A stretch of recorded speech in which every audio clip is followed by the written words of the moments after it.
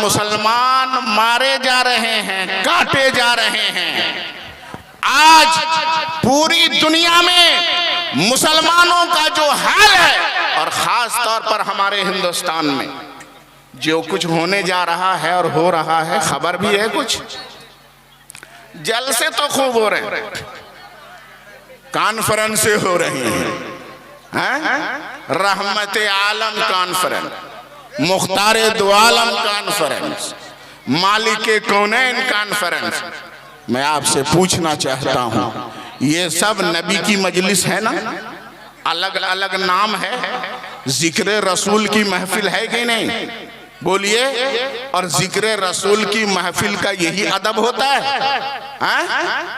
जरा पूछो अबू बकर सिद्दीक को वो नबी की मजलिस में कैसे बैठते थे? उमर फारूक से पूछो कैसे बैठते थे? सहाबा से पूछो वो नबी की महफिल में कैसे बैठते थे? अबू बकर सिद्दीक रदियल्लाहु ताला अन्हु का हाल ये होता था कि जब नबी की मजलिस में बैठते थे तो अपने मुंह में वो कंकरी रख लेते थे, अपने मुंह के अंदर कंकरी रख लेते थे कि कहीं जोर से आवाज ना निकल जाए, कि अगर जोर से आवाज निकल जाएगी तो ठिकाना जहन्नम हो जाएगा। ये हालत होती थी। कान्ना अला रुऊसिहिम तैर, ऐसा महसूस होता था जैसे कि उनके सरों पर चिड़िया बैठी हुई है। ये हालत होती है और हम ऐसे बैठते हैं जैसे मछली मंडी में बैठे हुए हैं। बोलिए, यही हाल है कि नहीं है? यही हाल है ना? मोहतरम हजरात, खुश नसीब हैं वो माँ बाप जिन्होंने अपने बच्चे को हाफिज कुरान बनाया है। हाफिज कुरान बनाया है तो सिर्फ हाफिज कुरान बनाने से काम नहीं चलेगा। ये फजीलत है जरूर कि हाफिज कुरान अगर कोई बच्चा बनता है तो माँ बाप को कल क़यामत के दिन नूर का ताज पहनाया जाएगा। सुभान अल्लाह, सुभान अल्लाह। ये अब्दुल जब्बार साहब ने अपनी माँ के नाम से, ये मुंबई से 500 रुपया दान किया है। मौला तबारक व तआला इनके दान को कबूल फरमाए। हजरात गिरामी, तो मैं अर्ज कर रहा था कि हाफिज कुरान बनाने वाले माँ बाप को क़यामत के दिन नूर का ताज पहनाया जाएगा।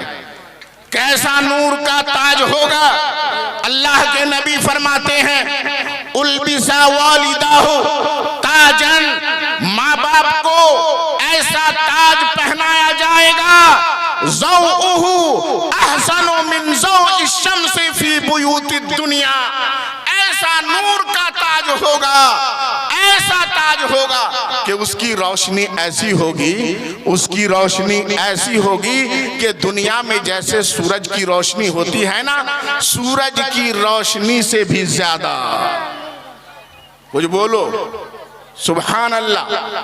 दुनिया के सूरज की रोशनी से भी ज्यादा ऐसा ताज पहनाया जाएगा कि माँ बाप ने अपने बच्चे को हाफिज कुरान बनाया। वो हाफिज कुरान कल क़यामत के दिन अपने माँ बाप की शफाअत करेगा। ये यकीनन ये फजीलत की बात है। जब कोई हाफिज कुरान दुनिया से गुजरेगा और कल क़यामत के दिन जब फैसला होगा, जन्नती जन्नत में जाएं, दोज़खी दोज़ख में जाएं, जब फैसला होगा तो एक हाफिज कुरान को जब जन्नत में जाने का हुक्म दिया जाएगा तो उससे ये नहीं कहा जाएगा कि चले जाओ जन्नत में, बल्कि उससे ये कहा जाएगा इक़रा वर्तक़ी, अभी तुम तिलावत करो, अभी कुरान पढ़ो, वर्तक़ी, और जन्नत की ऊंचाई पर चढ़ते जाओ, चढ़ते जाओ। वरत्तिल कमा तुरत्तिलु फि दुनिया, और ठहर ठहर कर कुरान पढ़ो जैसा कि तुम दुनिया में ठहर ठहर कर कुरान पढ़ते थे। फ़इन्ना मंज़िलतक इंद आखिरी आयतिन तक़रअु बिहा, इसलिए कि अभी सिर्फ जन्नत में दाखिल होना ये तुम्हारा ठिकाना नहीं है, तुम्हारी मंजिल सिर्फ ये दाखिल हो जाना नहीं है, बल्कि जन्नत में दाखिल होने के बाद तुम जन्नत की बुलंदी पे चढ़ते जाओ, जन्नत की ऊंचाई पर चढ़ते जाओ। पहली सीढ़ी पे पैर रखो, दूसरी सीढ़ी पे पैर रखो, कुरान की तिलावत करते जाओ, तिलावत करते जाओ। जब तुम्हारी कुरान की तिलावत खत्म होगी, आखिरी आयत पे जब तुम पहुंचोगे तो जहां पर पहुंचकर आखिरी आयत आएगी वही तुम्हारी मंजिल है, वही तुम्हारा मकाम है। ये है फजीलत हाफिज कुरान की, ये है कुरान पढ़ने वाले की फजीलत। बात समझ में आ रही है कि नहीं मोहतरम हजरात? तो हाफिज कुरान बनना ये बहुत अच्छी बात है, लेकिन याद रखिएगा, मैं हाफिज कुरान से ये कहना चाहूंगा, जो जिन लोगों ने कुरान के 30 पारों को अपने सीने में महफूज किया है, मैं उन बच्चों से भी कहना चाहता हूं कि सुनो, हदीस पाक में आया है कि कुरान ऐसा है कि सीने में जाने के बाद वो बहुत तेजी के साथ बाहर निकलता है। कुरान सीने में जाने के बाद वो बहुत तेजी से बाहर निकलता है। कुरान बहुत नाजुक है, मिजाज है उसका, मिजाज बहुत नाजुक है, वो बहुत पाकीज़ा है। कुरान मोहब्बत चाहता है। तो ए मेरे अजीज, हाफिज़े कुरान बने हो तो उसका लिहाज रखना, उसका पासो लिहाज रखना, उसकी हिफाजत करना, कुरान की तिलावत को मत छोड़ना। इसलिए कि हदीस पाक में आया है कि जैसे ऊंट, सरकश ऊंट को तुम बांध दो, ऊंट जब बिदक जाता है, जब सरकश हो जाता है, तो जब उसे तुम बांध दो तो वो रस्सी तुड़ा के भागने की कोशिश करता है तेजी के साथ। हजरात गिरामी, क्या माइक का हाल अब ऐसा हो गया या शुरू से ऐसा है? माइक थोड़ा सा तेज कर दीजिए, उसका वॉल्यूम। माइक मैन थोड़ा सा तेज करो। माइक मैन भी यहाँ से गायब हो गया है। एक मरतबा दुरूद पाक पढ़ लीजिए। अल्लाहुम्मा सल्ली अला सय्यिदिना मौलाना मुहम्मद मअदिनिल जूद वल करम मंबइल इल्म वल हिल्म वल हिकम व बारिक व सल्लिम सलातन व सलामन अलैका या रसूल अल्लाह, सलातन व सलामन अलैका या हबीब अल्लाह। मैं आपको बस एक नुक्ता पेश करके आपके सामने मैं अपनी बात खत्म करने वाला हूँ। हजरात गिरामी, ये जो कुरान है ना, ये कुरान है, इस किताब में किसी किस्म का शक है? बोलिए आप हजरात, बोलिए कुछ। अब वक्त तो ऐसा आ गया है कि अब सोने का वक्त है, लेकिन जगाना पड़ रहा है। बस अब जगाने वाली ही तकरीर चाहिए।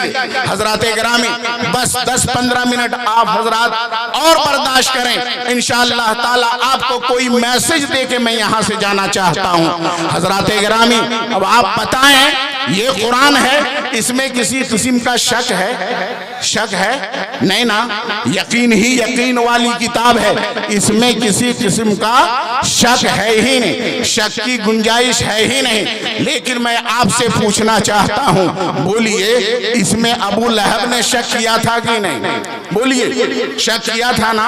अबू जहल ने शक किया था कि नहीं? बोलिए, उतबा को शक था कि नहीं? शैबा को शक था कि नहीं? कुफ्फार को शक था कि नहीं? मुशरिकीन को शक था कि नहीं? कुरान कहता है ला रैब फी, इसमें किसी किस्म का शक नहीं है। लेकिन जब हम देखते हैं तो इसमें शक हो चुका है। उतबा शैबा ने शक किया है, मुशरिकीन ने शक किया है, अबू लहब ने शक किया है, अबू जहल ने शक किया है। फिर कुरान कैसे कह रहा है ला रैब फी, इसमें किसी किस्म का शक नहीं है?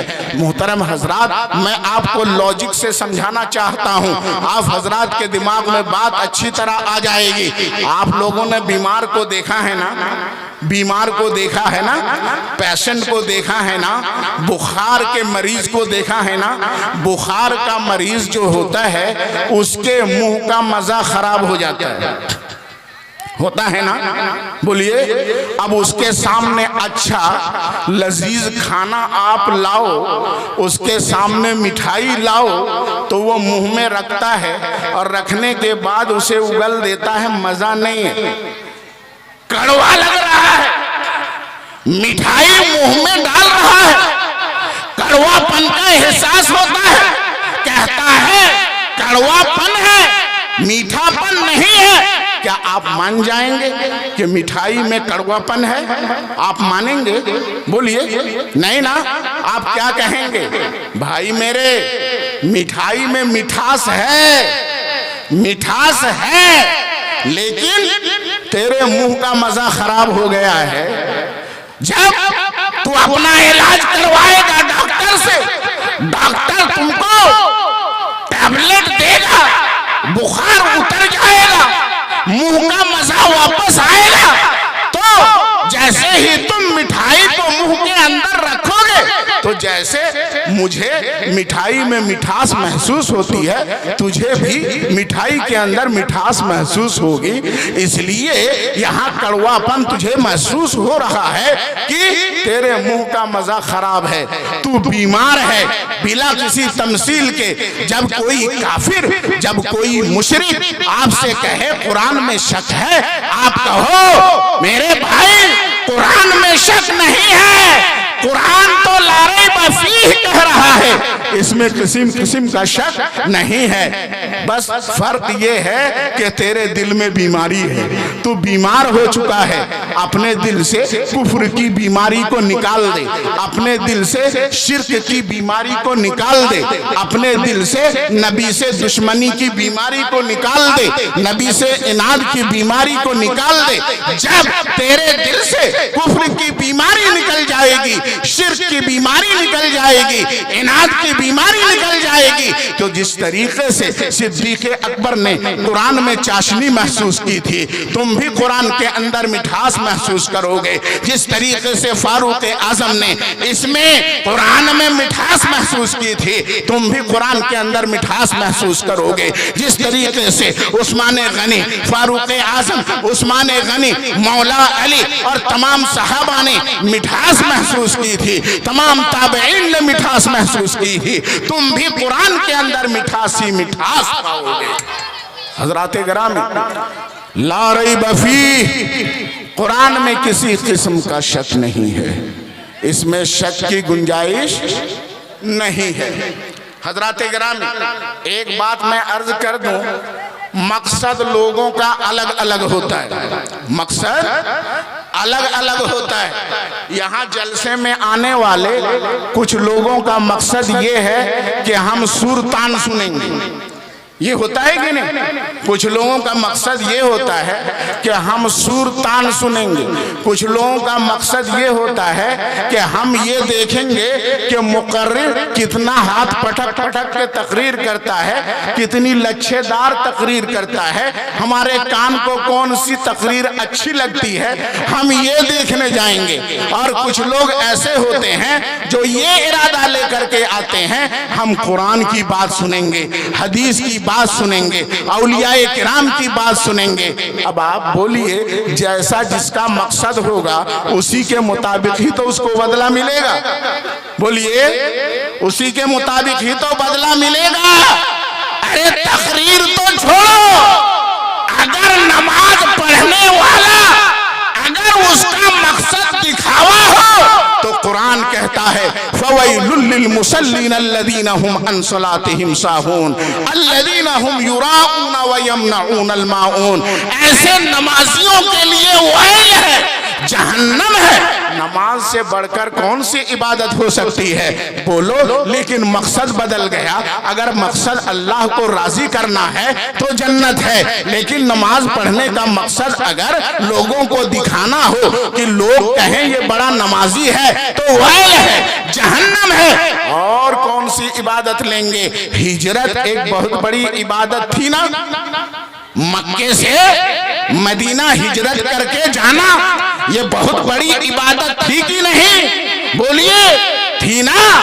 लेकिन अगर किसी ने अल्लाह और अल्लाह के रसूल को राजी करने के इरादे से मक्का को छोड़ा और मदीने पहुंचे, उसको जन्नत मिलेगी, है कि नहीं। लेकिन अगर किसी का इरादा ये था कि मदीने में कोई हसीन और जमील खूबसूरत लड़की है, मैं मक्का इसलिए छोड़ रहा हूं ताकि उस औरत से शादी कर लूं, बोलो सवाब मिलेगा, हिजरत का सवाब मिलेगा?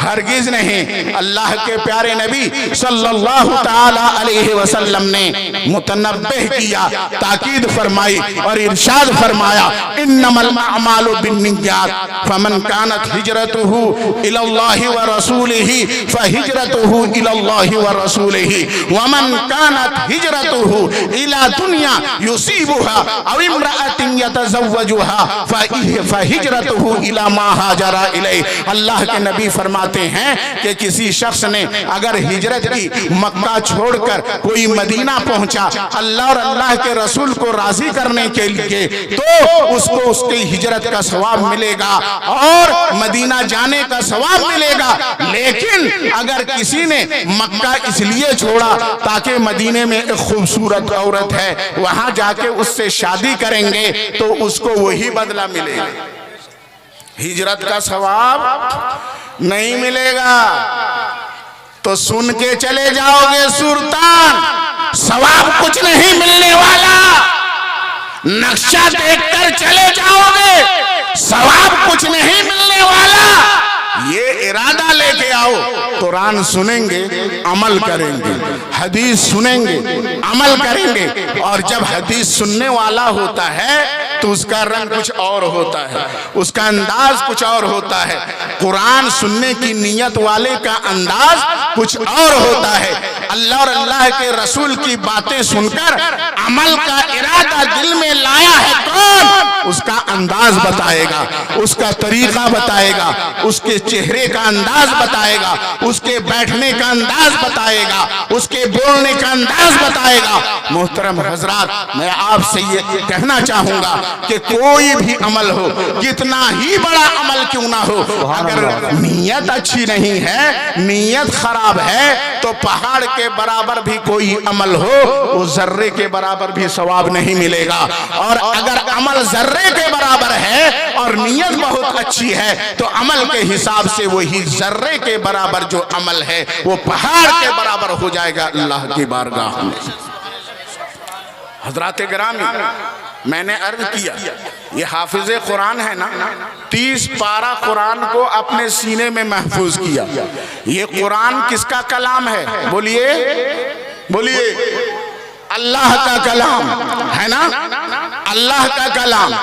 और ये कुरान कितना भारी है, कितना वजनी है, कुरान से पूछो, ए कुरान तो कितना वजनी है, कितना वजनी है, कितना भारी है। हमारा रब फरमा रहा है, लौ अंज़लना हाज़ल कुरान अला जबलिन लरअयतहु खाशियम मुतसद्दिअम मिन खश्यतिल्लाह। अगर हम इस कुरान को पहाड़ पर उतारते, पहाड़ पर नाजिल करते, तो पहाड़ झुक जाता और अल्लाह के डर से ये टुकड़े टुकड़े हो जाता। इतना भारी कुरान, इतने भारी कुरान को एक 7 साल का बच्चा अपने सीने में महफूज करता हुआ नजर आता है, 10 साल का बच्चा अपने सीने में महफूज करता हुआ नजर आता है। मोहतरम हजरात, जब से कुरान नाजिल हुआ है उस वक्त से लेकर अब तक, बोलिए, सैकड़ों, हजारों, लाखों नहीं, करोड़ों नहीं, अरबों कुरान के हाफिज पैदा हुए कि नहीं, अब हो रहे हैं कि नहीं, और क़यामत तक होते रहेंगे कि नहीं, और कुरान की हिफाजत होती रहेगी कि नहीं? यकीनन। क्यों? इसलिए कि हमारा ईमान है, जब तक कुरान बाकी रहेगा क़यामत नहीं आएगी, है कि नहीं? क़यामत तक कुरान को बाकी रखने की जिम्मेदारी किसी मौलवी ने नहीं ली है, किसी वली ने नहीं ली है, किसी सहाबी ने नहीं। अरे हद ये है कि नबी ने भी नहीं ली, अल्लाह ने इसको बाकी रखने की जिम्मेदारी ली। अल्लाह फरमाता है हमने कुरान उतारा, नहनु नज़्ज़लना ज़िक्र, हमने जिक्र उतारा है, हमने कुरान उतारा है, व इन्ना लहू लहाफिजून, और हम ही कुरान की हिफाजत करने वाले हैं। नारे तकबीर, नारे रिसालत, मसलके आला हजरत, मसलके आला हजरत। बस एक पॉइंट मैं इसी के तहत पेश करके मैं अपनी बात खत्म कर दूंगा। गौर से सुनेंगे तो बात समझ में आएगी, वरना बाउंसर होकर के निकल जाएगी।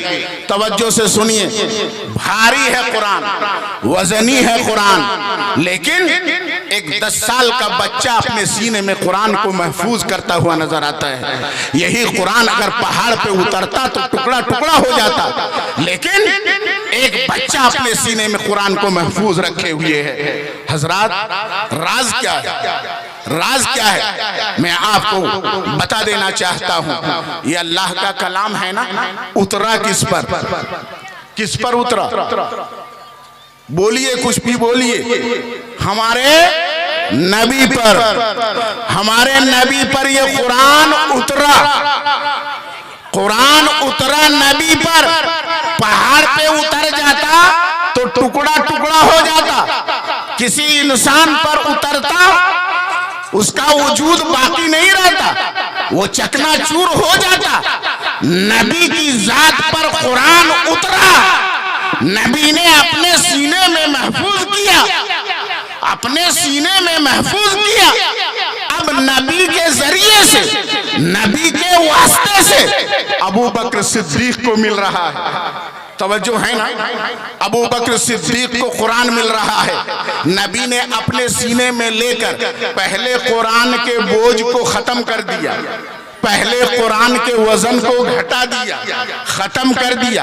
अब जब कुरान वेटलेस हो गया, हल्का हो गया, नबी के सीने से जब लिया अबू बकर सिद्दीक ने, तो अबू बकर सिद्दीक के सीने में महफूज हो गया।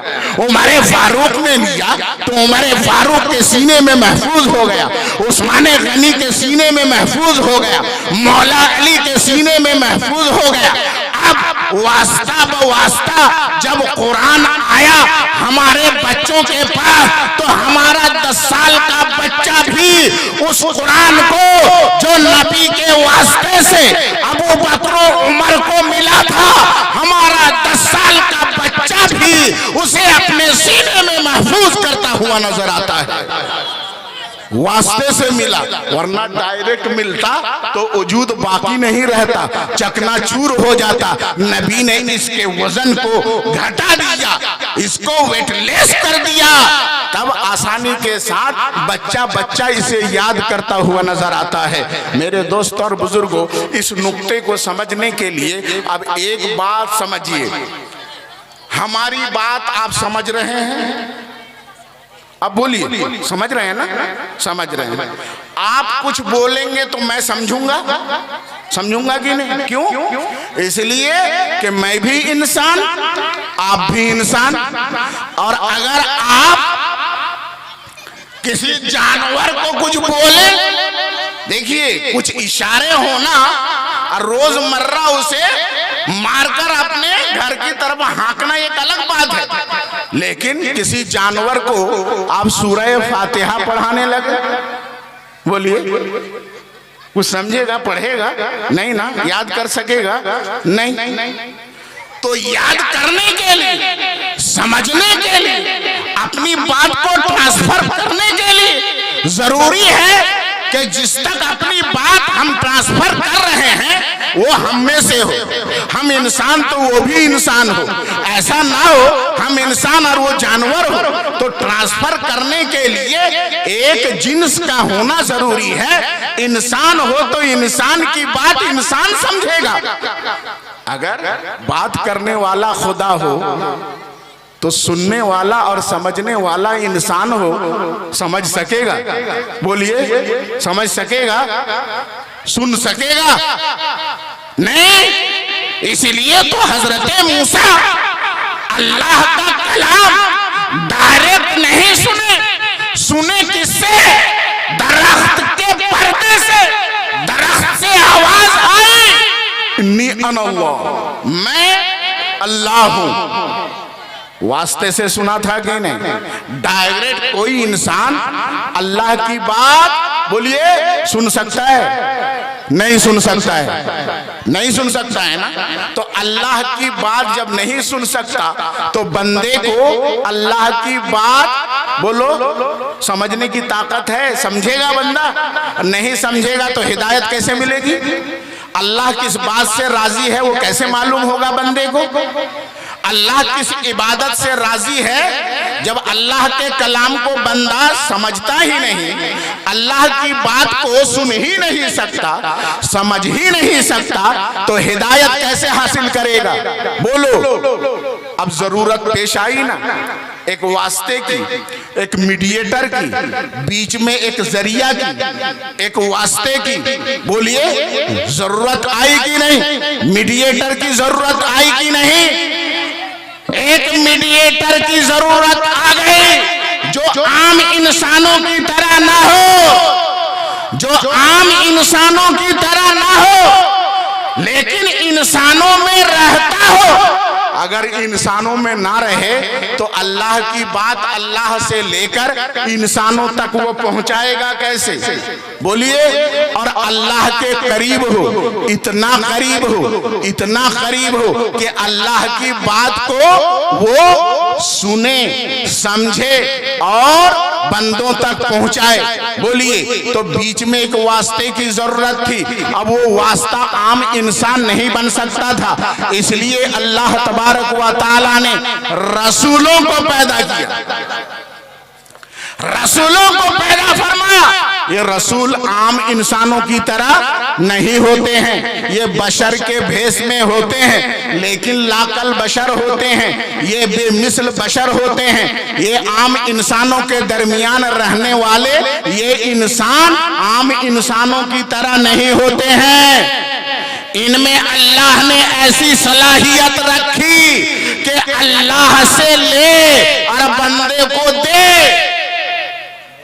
ऐसी सलाहियत रखी, अल्लाह से ले बंदे को दे। इस बात को मुफस्सिरों के इमाम काजी बैजावी रहमतुल्लाहि ताला अलैह ने समझाने की कोशिश की है। मैं आपको समझा देता हूं।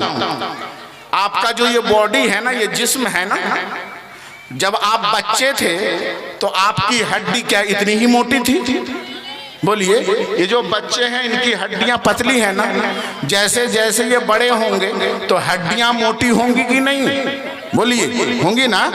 तो गोश्त भी बढ़ता है, हड्डी भी बढ़ती है ना, खून भी बढ़ता है। तो ये बात तो समझ में आती है कि खून से गोश्त बनता है, लेकिन अब आप बताइए ये हड्डी मोटी कैसे होती है?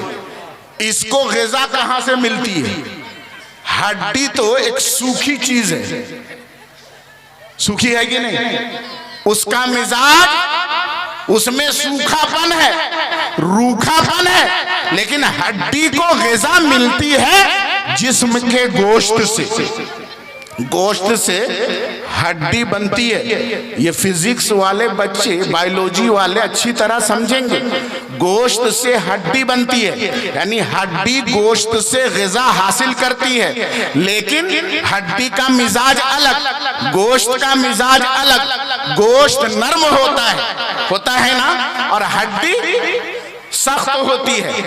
गोश्त में तरी होती है, रुतूबत होती है, और हड्डी में खुश्की होती है, सूखापन होता है। मिजाज अलग अलग है, और जब तक मिजाज एक ना हो तो ट्रांसफर वाला मामला बनता नहीं। मिजाज एक ना हो तो ट्रांसफर वाला मामला नहीं बन सकता है।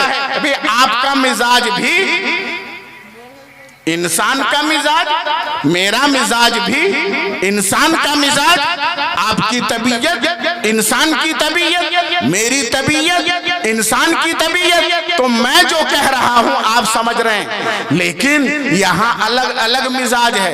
हड्डी का मिजाज अलग, गोश्त का मिजाज अलग, लेकिन हड्डी गोश्त से ग़िज़ा कैसे हासिल करती है, ये ट्रांसफर कैसे होता है। तो मेरे दोस्तों, आप अच्छी तरह देखे होंगे कि गोश्त और हड्डी के बीच में, ध्यान से बात सुनिएगा, बस बात अपनी खत्म करने वाला हूं मैं, बिल्कुल पिक पॉइंट पे है। हड्डी और गोश्त के बीच में एक परत होती है, एक तह होती है ना, चिकनी एक परत होती है।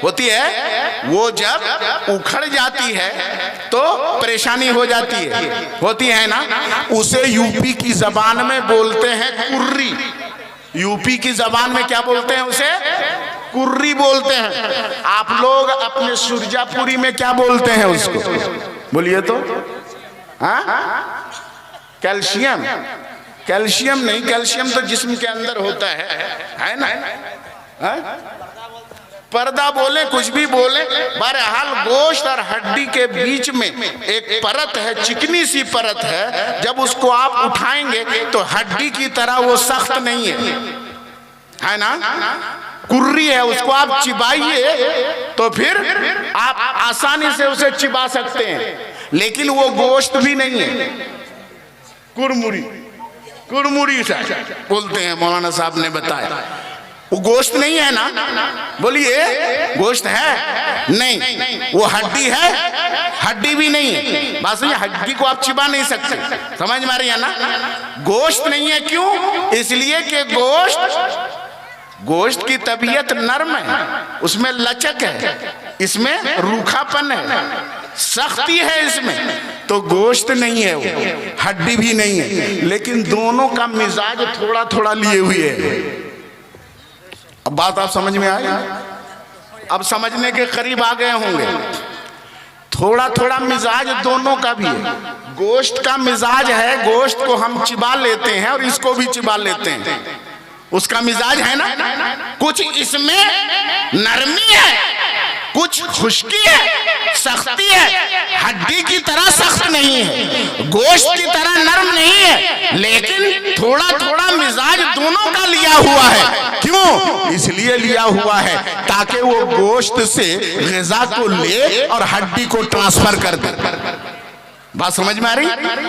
गोश्त से ग़िज़ा ले, हड्डी को ट्रांसफर कर दे। इसी तरीके से आप समझ लो, अगर कोई आम इंसान होता, उस पे कुरान नाजिल होता, अल्लाह का कलाम उतरता, वो बर्दाश्त नहीं कर सकता था, वो ट्रांसफर नहीं कर सकता था।